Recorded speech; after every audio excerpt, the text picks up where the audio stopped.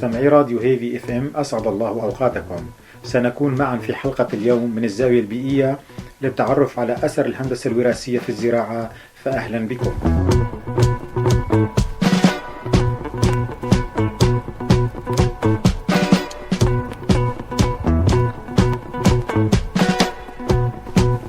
الهندسة الوراثية تعريفا هي تطفير جيني، تقنية تغيير صفات الكائن الحي بواسطة إدخال جينات من كائن آخر إلى داخل الDNA الخاص به.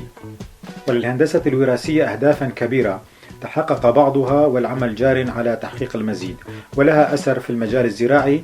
ففي مجال تطوير المحاصيل الزراعية واحد، إنتاج نباتات مقاومة للأمراض الفيروسية، وهي أهم الصفات الواعدة التي تقدمها الهندسة الوراثية لتحسين الإنتاج النباتي، حيث لا توجد وسيلة مباشرة لعلاج المحاصيل المصابة بالفيروسات سوى الوقاية من الإصابة بها عن طريق الممارسات الزراعية الجيدة، مثل استخدام دورة زراعية مناسبة.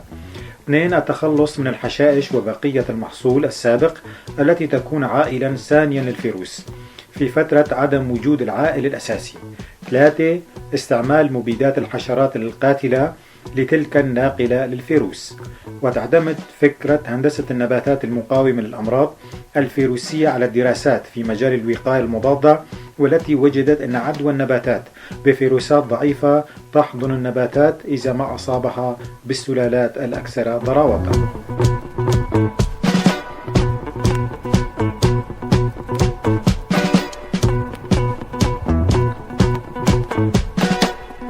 مستمعينا الكرام، اعتمدت فكرة مقاومة الحشرات خلال 30 عاما الماضية على إنتاج بروتين تنتجه بكتيريا معينة لتقوم تلك البروتينات على قتل الحشرات. استخدمت تلك المستخلصات البروتينية بيتي على نطاق واسع في مقاومة الحشرات حرشفية الأجنحة، والتي تعتبر آفات رئيسية، حيث تقوم تلك البروتينات بالارتباط بأغشية الحشرات المستهدفة بأن يتم انتقال الأيونات من البروتينات بيتي إلى الخلايا الطلائية بالأمعاء، فتعطل قدرة الحشرات على التغذية فتموت.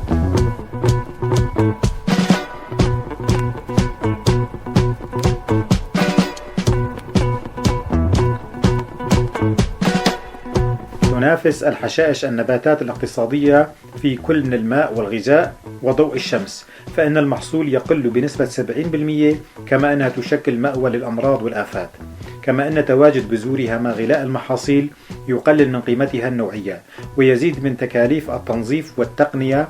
لذلك فالممارسات الزراعية تضطر أن يكون من ضمن برامجها استخدام مبيدات الحشائش. لذلك توصل العلماء في استخدام الهندسة الوراثية إلى معالجة الكثير من هذه المعضلات. مستمعين الأعزاء، وللهندسة الوراثية دورا مهما في مجال التصنيع الزراعي، فقد ساهمت في 1. إنتاج الأنزيمات المستخدمة في صناعة الألبان. 2. إنتاج المبيدات الحيوية لمقاومة الكثير من الحشرات. 3. إنتاج الهرمونات والإنزيمات لتحويل النشا إلى سكر.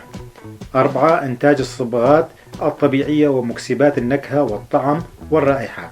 5. إنتاج اللقاحات ضد أمراض الدواجن مثل النيوكاسل والحمى القلاعية في الحيوان. 6. استخدام الحيوانات والنباتات والبكتيريا كمصانع حيوية لتصنيع الدواء والبروتينات والهرمونات والأنزيمات. 7. الاستفادة من مخلفات المزرعة وتحويلها إلى سماد عضوي، ومخلفات الغابات من قلف والنشارة خشب، وكذلك نفايات ومصانع السكر وتحويلها بالاستخدام ببكتيريا معدلة وراثيا إلى بروتين يمكن تصنيعه في صناعات اللحوم. كذلك إنتاج الغاز الحيوي من مخلفات المزرعة أيضا. 8. استنباط الطاقة من النفايات ببكتيريا تحول السلولوز إلى مواد عضوية نيتروجينية، وأخرى تحول الأحماض العضوية إلى ميثان.